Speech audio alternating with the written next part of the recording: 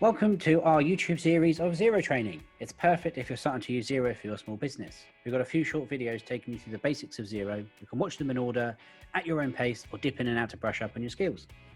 Okay, so what the hell is chart of accounts other than a posh sounding phrase? Chart of accounts is the account code or categories you use to allocate your transactions to on Xero. To access the chart of accounts, click Accounting in the top menu and then Chart of Accounts. The good thing about these chart of accounts is that they can all be amended to say what you want, and there's plenty of space to add. So like I said, the chart of accounts is essentially a list of the categories that you allocate things to in Xero. Now, I always think it's a good idea to add more categories.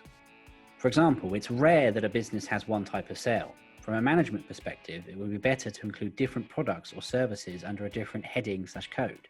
That way you can track the performance of each. Now here's an example of two different sales and how to add them, also showing you how to add this to the dashboard watch list.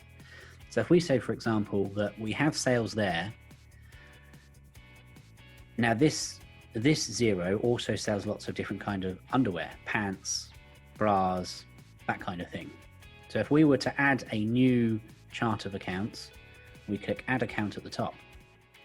The account type, we've got lots of different options, some scary sounding words there, but this is sales, a sales code we're adding, so we use sales, and we enter a unique code. Now what you can see is that sales, generally speaking, go from 200 to 300. So if you enter one of those codes, and as long as it's free, you can see we've already got 200 in use, so it flags up as not available. If we were to say 235, that is available, so we can use that.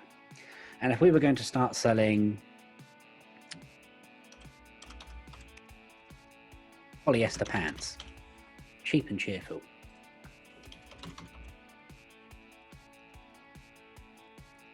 and you enter a description there, which is just for you, so you can see what it is. And you can also enter the default tax setting, which we're going to keep at 20% VAT. And also you've got this option here to show on dashboard watch list. I'm going to tick that because then what that means is it will appear on your dashboard. So whenever you log into Xero, you can see it there and then. And then you click Save.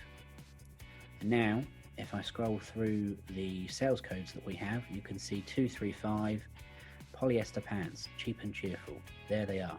I can now, when I create a sales invoice, I can allocate things to polyester pants.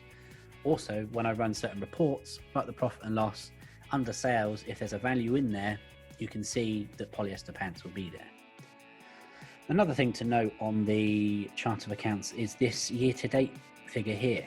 You can see that it's actually got numbers in there. And if you were to click on that, you can then get a breakdown of what's included in that value.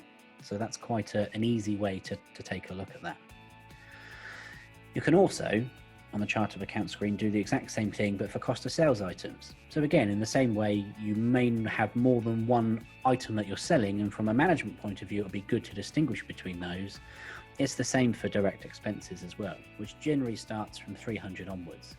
So you see, we've got direct expenses and brake pads, because those are obviously important when you're buying pans. And that's it for the chart of accounts. Our next video in the series is products and services. If you enjoyed this video and found it useful, if you could do us a massive favor and hit the like button or subscribe to our channel to see future videos.